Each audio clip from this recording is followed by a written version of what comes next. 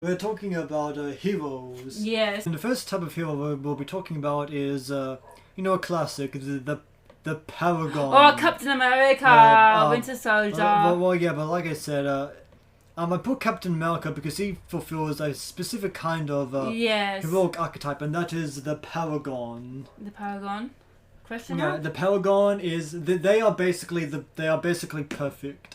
They are the perfect hero. They are selfless. They are courageous. Yes, and brave. Yeah, brave, fearless. They'll jump headfirst into danger to save the country or save civilians. Yeah, they'll save their loved one from a death trap, or also saving a cat out of a tree. Yes, they're just perfect. They're kind of yes. they're fairly simple. They're fairly simple to write. They're like soldiers. The way these characters kind of work best when they're never the most complex character. They're kind of easy. They're deceptively easy to write, which might mean which a more foolish person would signify like bad writing, but what the Paragon works mostly when you contrast them with other kinds of characters, like a pure evil villain. Yes. Whose personality is completely incongruent with the Paragon. Yeah. Or maybe a more complex, more compromised hero where the Paragon would never do something like like kill the bad guy. Yes. Unless it's as an absolute last resort. Yes. The more complex archetype would be more willing to. Yes. Would be more pragmatic and willing to end the life. Yes, Superman is another archetype. Yes. He's another example of the Paragon. I actually pulled Superman as well, but. Oh, did you? Yeah, but we can talk about this. Keep talking about Captain America for a little bit. He's brave because he sacrificed himself. Like the point of the whole thing, Captain America's whole deal is that he was already perfect before he took the super soldier serum. He was. He sends up his boys. Yeah, exactly. Fight. Yeah, and during training when Tom Lee Jones threw a grenade, and he just covers it up. Yes, that's and sacrifice. Yeah, he was already selfless and basically perfect before he took the serum. That's that's the thing. He was like when Tony Stark said everything special about you came in a bottle. Yeah. Like Steve Rogers' core character didn't. Mm-hmm. It was him. It's just that. That's who with the serum, he finally had the means to be the hero he was supposed to be. Yeah, and I also, so that's what, that's how Chris Evans. Anyway, that's how Steve Rogers or Captain America works as a Paragon. Plus, he sacrificed himself. From the remember the airplane? Oh yeah, he sacrificed himself. He sacrificed himself twice. The first time, he showed his willingness to sacrifice himself. Yes. And at the end, he actually does sacrifice himself. Yes, at the end he didn't he had his love at the end. Yeah, so let's move on because we have a few more Paragons. One of them is Wonder Woman. Yes. Yeah, Wonder Woman. We have Linda Carter's portrayal here.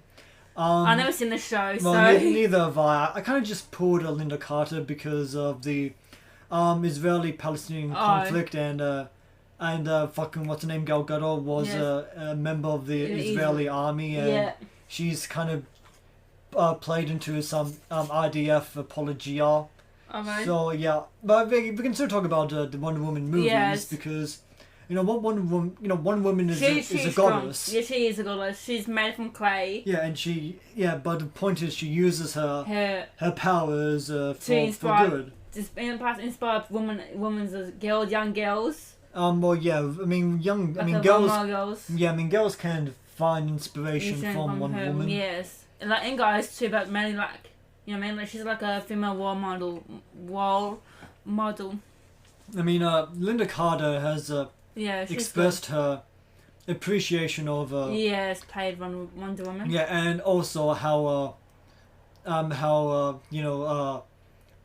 trans woman, how they, she's pro trans woman. I don't remember exactly what she said, but generally she's I think she said she was proud that a trans woman like identify with Wonder Woman. I think I'm messing up the story, but let it never be said that whenever you see like that bad meme, that bad transphobic meme where like my generation had one woman, this generation has one if it's a woman. Like, just so you know, Linda Carter would, if you showed that to Linda Carter, she'd fucking call you a dickhead. Yes. So yeah, Linda Carter portrays a Paragon and is apparently also a Paragon. Yes. So yeah, Linda Carter, you rock. She does. Yeah, I ought to watch this at some point. I never seen it. Maybe it's good. Yes. But we also have another Paragon to look at. Ooh. And that's Superman. Yes, he was the essence for hope. Yeah, exactly. Superman. He's always also perfect. Yeah, he sacrificed himself from Doomsday. He saves people. He goes into the sky or bonds, listen to everyone who needs help. I mean, that's another part of the Paragon. They're selfless. Yes. They're I mean, what another thing that makes a Superman is he can all the if his wife died or whatever, he can turn evil he wanted, but he chose to be good. He was raised by the Kents. Well, yeah, that's the show him the good way in life. Well, yeah, that's something we can talk about. The Paragon, in when you do these like alternate universe parallel universe kind of stories, you'll see that the Paragon's like immense potential for good and the immense potential for evil, because evil Superman is like the exact opposite of a Paragon. Yes. So yeah, you see, there's something to be said there. Yeah. They can't give him responsibility. His parents, adopted family, helped in the house. He trained learn about his powers. He learned about his adoptive family, just showing him how to cope. You know what I mean? And with his powers, and choosing the path and giving lectures what path he wants to go in life. Yeah, and we have a few more Paragons to go through. This one you might, some people might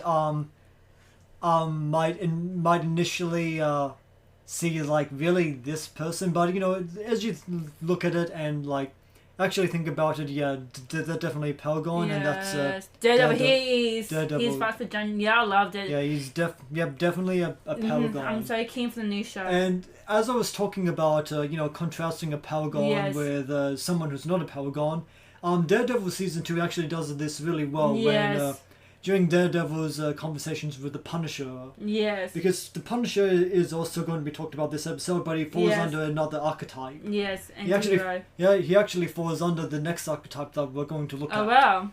Yeah, but that's. I mean, we can talk about it now. Or we can talk about it then. He was raised by the hand. He was blind.